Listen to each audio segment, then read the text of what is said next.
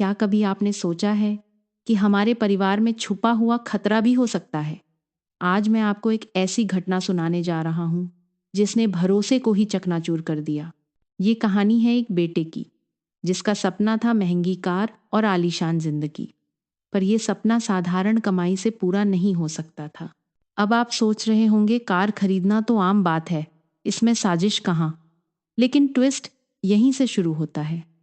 बेटे ने कार तो खरीदी, लेकिन अपने पिता के नाम पर, ताकि बैंक लोन के पेंच भी आसान हो जाए। इंसान जब इंश्योरेंस पॉलिसी और लोन अमाउंट जैसे शब्दों की असली ताकत समझता है तो फैसले भी खतरनाक होने लगते हैं।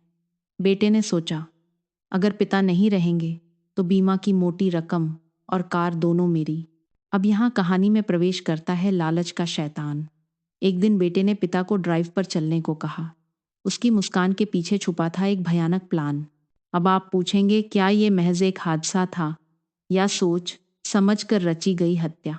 तो चलिए उस रात की तरफ चलते हैं जब सड़क पर सिर्फ कार की हेडलाइट्स चमक रही थी और बेटे की निगाहों में झलक रहा था केवल पैसों का सपना। कार की रफ्तार बढ़ती गई, दिल की धड़कनें बढ़ती गईं।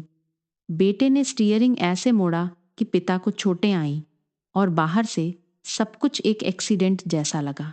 लेकिन जांच एजेंसियों के लिए फॉरेंसिक एनालिसिस और डिजिटल एविडेंस किसी जादू की छड़ी से कम नहीं। Mobile call records, bank transactions, सबने मिलकर परतें खोलनी शुरू की। बीमा कंपनी को शक हुआ, इतना जल्दी क्लेम, कुछ तो गड़बड़ है। पुलिस ने जब छानबीन शुरू की तो बेटे के प्लान की सारी डिटेल्स सामने आ गई। सोचिए, कैसे एक इंसान लालच के लिए रिश्तों का कत्ल कर देता है और आखिर में वही लालच उसे सलाखों के पीछे पहुंचा देता है। अब मैं आपसे एक सवाल पूछना चाहता हूं। अगर पैसा इतना ही जरूरी है तो क्या इंसान अपनों की कीमत भी लगा सकता है? इस कहानी का दर्द यही है कि बेटा, जिसने अपने पिता की उंगली पकड़कर चलना सीखा, उसी ने स्टीयरिंग पकड़कर उनका जीवन छीनने की कोशिश की।